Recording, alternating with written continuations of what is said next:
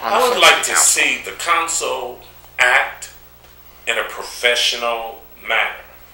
Less argumentation, more cooperation among the seated councils or the elected council members of this city. I'd like to see a greater cohesion with the citizen or the citizens of the city. Okay. That's what I would like to see most, in order that we can accomplish what we set out to do. So I mean, isn't the nature of the job isn't part of being on the council that you argue? I mean, you're supposed to stand up for your ward, like I'm supposed to stand up for my ward, and there's got to be some arguments. Mind you, of course, there are going to be disagreements, but to the point where it's ranting, how is that going to benefit anybody? How is it going to benefit the cohesiveness of the unit? And how is it going to benefit the citizenry collectively? Well, I mean, I guess you could look at it like a sports team. You're competitive. You're competitive amongst one another. We have a single goal. We have a common goal, a common vision. And what's the common vision? And that is to make sure that we meet the needs of this city, fiscally as well as emotionally. There's some emotion that we all can be emotive, but there's a level of control, a level of professionalism that has to be maintained, because it's a level of respect. And in order for you can get your point across without being insulted. What do you think? I agree. So I mean, you're not looking to not argue or not disagree. No, you're just looking to do it professionally. To do a professional way of debating and discussing. Because if we're going to work together as a collective unit, I understand that there are going to be some misunderstandings. I understand that there are going to be some opinions that may differ from myself with the other members, council members. But I can't get angry. Hear it out, and that which makes sense we take, and we develop means and an attitude to make whatever we're trying to do successful, whatever ordinance we're trying to write, whatever situation is going on. We want not to exacerbate it to the point of argumentation, but discussion. Okay. I mean, that makes sense. That makes sense. Do you have any idea how you're going to do that? You're only one man out of 9. Now, as professional as you might want to be, and as professional as a couple of the others, what happens when the odd man out? Well, there's a way that you do that. There's you give professional courtesy, and there's no need to be public with some of our disagreements to the point where it would harm what we're trying to do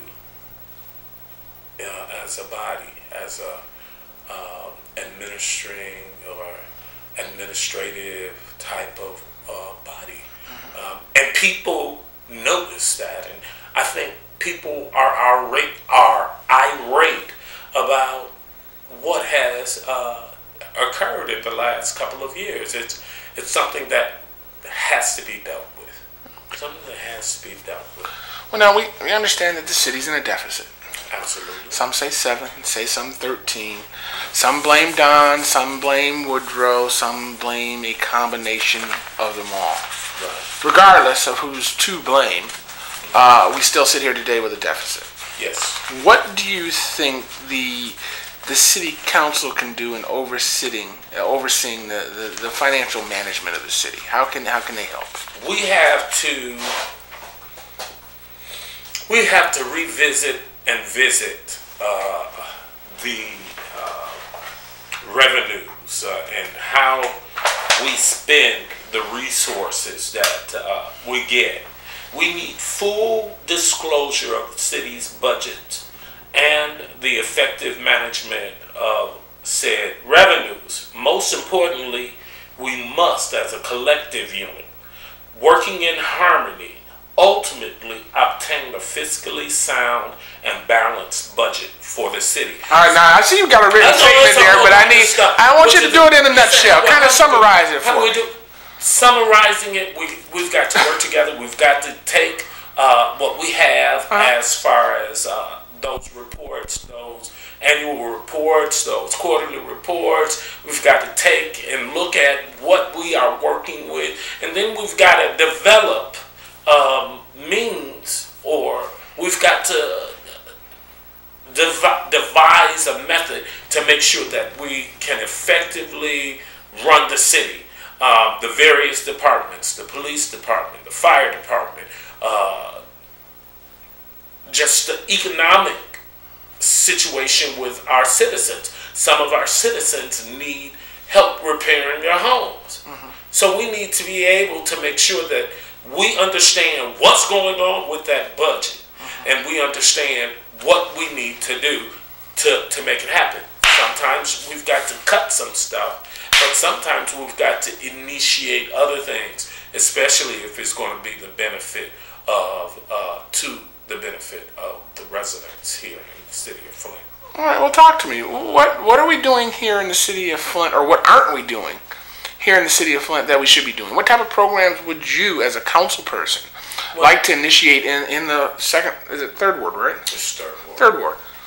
Well, there's some things that I'd like to do that I don't want to be a lone man out there, and I'm not going to make all of these promises, but I will promise to effectively listen and at the same time be deliberate in cooperation and being collaborative with those who will be seated on city council. Programs that I have, there's a program that I started via ministry, and it's called MOB, Men of Boldness, or Men of Belief, and Men of Obedience and Blessing. I mean, it just took off by me having had the experience as a probation officer. I found that a lot of the young people, especially the men, were ordered to anger management. And anger management to me doesn't deal with the psychological and physical things that go on with personality and the way we deal with the stressors in our life. So I'm going to read what we had, the organizational mission. The MOB, Men of Belief, is an organization that falls under the umbrella of Dreams and Visions Ministries. The objective is to make available to men in urban settings opportunities to develop personally as well as professionally. The MOB group offers group discussions in the areas of family relationships, substance abuse and use, temperament, anger management, civil and spiritual responsibilities in the community.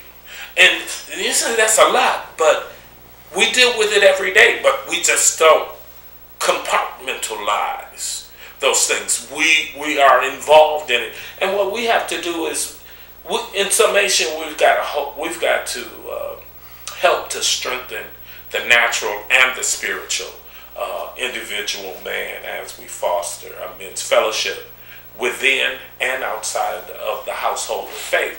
It's not just for men who go to church.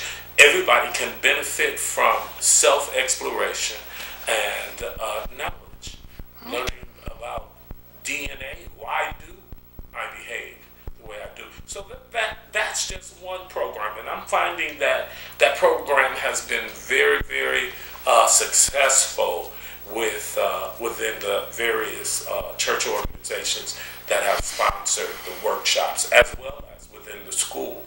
I've